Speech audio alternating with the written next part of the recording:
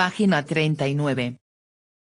1177 AC, Eric H. Kline, 2014. El año en que la civilización se derrumbó. 1.9. Excurso, descubrimiento y generalidades de los hititas.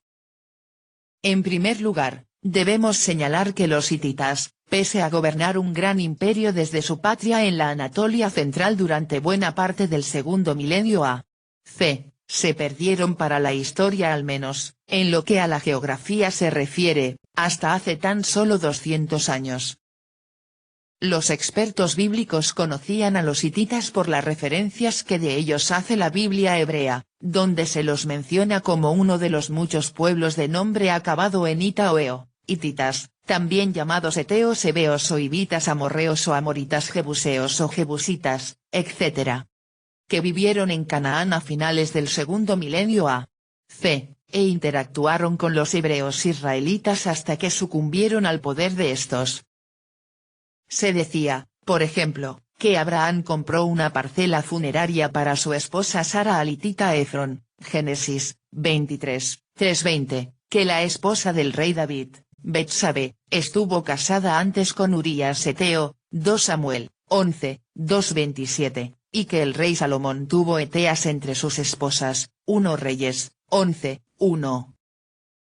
Sin embargo, los primeros intentos para dar con los hititas en las tierras bíblicas no tuvieron éxito, pese a la localización geográfica que Moisés precisa desde la zarza que ardía sin quemarse: he descendido para librarlos, a los israelitas, de mano de los egipcios, y sacarlos de aquella tierra a una tierra buena y ancha, a tierra que fluye leche y miel, a los lugares del cananeo, del eteo, del amorreo, del fereceo, del heveo y del jebuseo. Éxodo 3, 7, 8.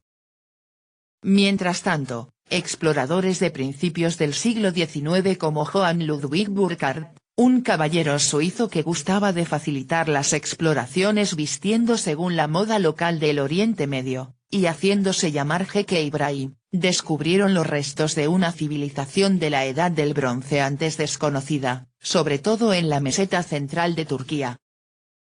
Por fin se halló la conexión. En 1879, en una conferencia celebrada en Londres, el respetado asiriólogo A.H. Saize anunció que los hititas no se localizaban en Canaán, sino en Anatolia, es decir, en Turquía y no en Israel, el Líbano, Siria o Jordania. El anuncio contó con la aceptación general, y la ecuación sigue admitiéndose hoy día, pero aún así debemos preguntarnos cómo pudo la Biblia equivocarse tanto. En realidad, la respuesta es bastante lógica. Igual que el Imperio Británico se extendió mucho más allá del territorio propiamente inglés, lo mismo sucedió con el Imperio hitita hacia el oeste, en Turquía, y hacia el sur, en Siria. Y del mismo modo que en antiguas regiones del Imperio Británico se sigue jugando al cricket y tomando el té de las 5 aún mucho después de que el imperio original desapareciera, antiguas partes del dominio hitita en el norte de Siria conservaron elementos de su cultura, lenguaje y religión. Tanto es así, que hoy nos referimos a ellos como los neohititas, que florecieron durante el principio del primer milenio a.C. Cuando se fijó por escrito el texto bíblico, en algún momento entre los siglos 9 y 7 a.C., según las autoridades, hacía ya mucho que los primeros hititas habían desaparecido, pero sus sucesores los neohititas, estaban sólidamente asentados en la parte norte de Canaán. Allí, sin duda interactuaron con los israelitas y otros pueblos levantinos, con lo cual aparecieron en los relatos bíblicos y, sin haberlo buscado, desencadenaron la confusión entre los posteriores exploradores que buscaban a los primeros hititas. Además, cuando los arqueólogos empezaron a excavar los yacimientos hititas y, con el tiempo, a traducir las numerosas tablillas de arcilla halladas en aquellos emplazamientos, quedó claro que ellos no se llamaban hititas a sí mismos. El nombre que se daban a sí mismos era algo bastante parecido a nesitas o neseos, por la ciudad de Nesa, hoy conocida y excavada con el nombre de Kultepe-Kanes, en la región de la Capadocia, en Turquía. Esta ciudad floreció durante unos 200 años como sede de una dinastía local indoeuropea, hasta que hacia 1650 a.C. un rey llamado Hattusili I, cuyo nombre significa el hombre de Hattusa, estableció la capital un poco más al este, en un lugar con este último nombre, Hattusa. Hoy día seguimos llamándolos hititas solo porque el apelativo estaba firmemente arraigado en la bibliografía especializada antes de que se tradujeran las tablillas que contenían su verdadera denominación. La ubicación de la nueva capital, Hattusa, fue elegida con el mayor esmero. Disponía de fortificaciones tan sólidas y un emplazamiento geográfico tan acertado, con un valle estrecho como acceso único hasta la ciudad, que solamente fue tomada 2 veces a lo largo de sus 500 años de existencia probablemente. En ambas ocasiones los invasores fueron un grupo vecino, los Casca. En el yacimiento, gracias a las excavaciones realizadas desde 1906 por arqueólogos alemanes como Hugo Winkler, Kurt Wittel, Peter Neve y Jürgen Seer, se han recobrado miles de tablillas de arcilla.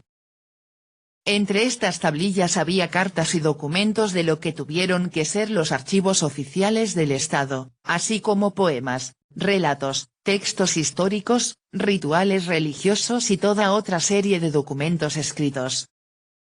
Entre todos nos permiten ir reconstruyendo, pieza a pieza, no solo la historia de los gobernantes hititas y sus interacciones con otros pueblos y reinos, sino también la de la gente normal y corriente, incluida su vida cotidiana, la sociedad, las creencias y los códigos legislativos. Uno de los códigos contiene una norma no poco misteriosa: si alguien le arranca de un mordisco la nariz a una persona libre, pagará 40 siclos de plata. Uno se pregunta con qué frecuencia debía de suceder algo así. En un punto se nos cuenta que un rey hitita llamado Mursili I, nieto y sucesor del antes mencionado Hattusili I, marchó con su ejército hasta Mesopotamia, en un viaje de más de 1600 kilómetros y que atacó la ciudad de Babilonia en 1595 a.C., la redujo a cenizas y acabó con la dinastía, de 200 años de antigüedad, que hiciera famosa el legislador Hammurabi. Luego, en vez de ocupar la ciudad, se limitó a dar media vuelta con el ejército hitita y regresó a casa como aquellos gánsteres que subían al coche, iban a liquidar a la víctima elegida y regresaban, pero con la excursión letal más larga de la historia. Esta acción tuvo también una consecuencia imprevista: el grupo de los casitas, antes desconocido, pudo ocupar la ciudad de Babilonia y gobernarla durante los siglos posteriores. Aunque la primera mitad de la historia hitita, que se conoce como Imperio Antiguo, es justamente famosa por las hazañas de reyes como Mursili, aquí nos interesa más la segunda parte. En esta etapa, denominada del Imperio hitita, floreció y, durante la Edad del Bronce tardía, desde principios del siglo XV a.C., hasta las primeras décadas del siglo XII a.C., alcanzó cotas aún más altas. Entre los reyes más famosos de aquella época aparece uno llamado Suppiluliuma I, a quien tendremos ocasión de conocer en el próximo capítulo. Este rey, que llevó a los hititas hasta una posición dominante en el antiguo Oriente Próximo, conquistó grandes extensiones de territorio y se condujo como un igual con los faraones del Egipto del Imperio Nuevo. De hecho, una reina egipcia recién enviudada llegó a pedirle a Suppiluliuma que le mandase a uno de sus hijos por marido, indicándole que gobernaría Egipto con ella. No está claro de cuál de las reinas se trataba, o de quién era viuda, pero algunos investigadores bien informados señalan a Angesenamón en el papel de reina y a Tutankamón como el faraón fallecido, según veremos más adelante. Página 41.